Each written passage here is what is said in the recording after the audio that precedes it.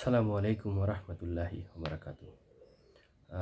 বেশ কিছুদিন ঠান্ডাজনিত সমস্যায় ভোগার কারণে ভিডিও দিতে বিলম্ব হলো। তো আজকে আমরা যে বিষয়টা নিয়ে আলোচনা করব সেটি হলো যে আমরা মাঝে মধ্যেই দেখতে পাই, ঠিক আছে, রাস্তাঘাটে বা কোনো জায়গায় মানুষের ক্ষমতা দেখানোর যে কি বলবো অদম্য একটা প্রবৃত্তি আর কি। ঠিক আছে, মানুষ সুযোগ পেলেই আমরা আমাদের ক্ষমতা দেখাই। তো এই ক্ষমতা দেখাইতে গিয়ে আমরা মাঝে মধ্যেই বলে ফেলি, এই তুই আমাকে চিনিস। তো এই নিজেকে জাহির করার যে ব্যাপারটা, নিজেকে চেনানো, তো আমরা আমাদের নিজেকেই চিনি না।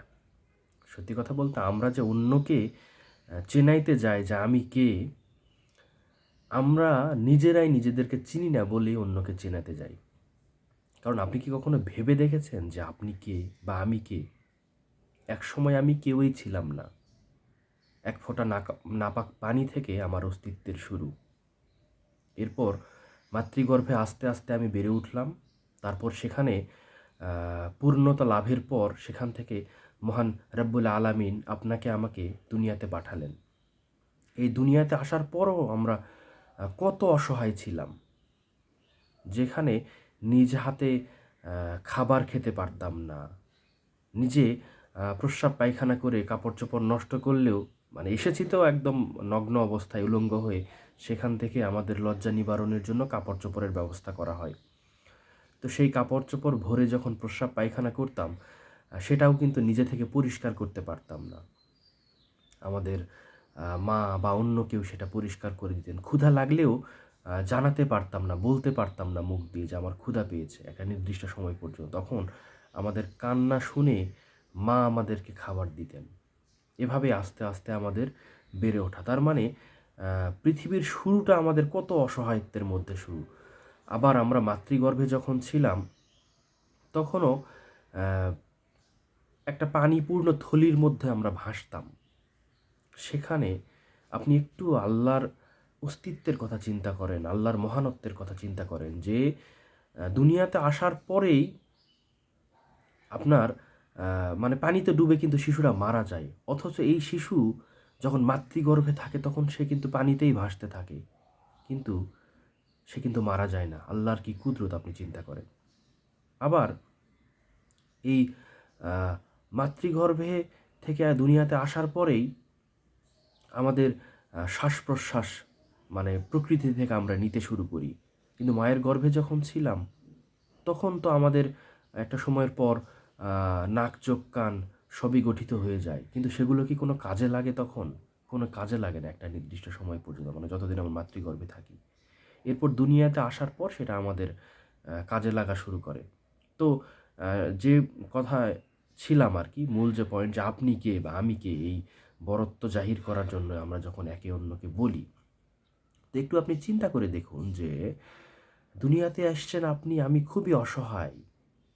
ঠিক আছে, আল্লাহর সাহায্য ছাড়া আমরা কিছুই করতে পারি না। একটা সময় পর মা বাবার দয়ায়, আল্লাহর সাহায্যে এবং মা বাবার উসিলাই আমরা বড় হলাম, তাদের সেবা শুশ্রূষায়। এই বড় হয়ে যাওয়ার পর আপনার আমার শরীরে যখন শক্তি এসে গেল, আমরা সুঠাম দেহের অধিকারী হইলাম, ঠিক আছে, হাতে টাকা পয়সা আসলো, ক্ষমতা আসলো, তখনই আমরা একে অন্যকে বলা শুরু করলাম, এই তুই আমাকে চিনিস, নিজেকে জাহির করার জন্য। কিন্তু আপনি চিন্তা করুন তো, আপনার আমার মতো কত ক্ষমতাধর ব্যক্তি এই দুনিয়া থেকে চলে গেছে, কেউ তো থাকতে পারেনি, ঠিক আছে। এবং এই ক্ষমতাও তো চিরস্থায়ী না। 2 দিন আগে, 10 মাস আগে, 2 বছর আগে যারা ক্ষমতার বড়াই করত, অনেক ক্ষমতা দেখাতো, আমাদের দেশের কথাই যদি চিন্তা করি, তাদের সেই ক্ষমতা কি এখন আর আছে? অনেককেই পালিয়ে বেড়াতে হচ্ছে।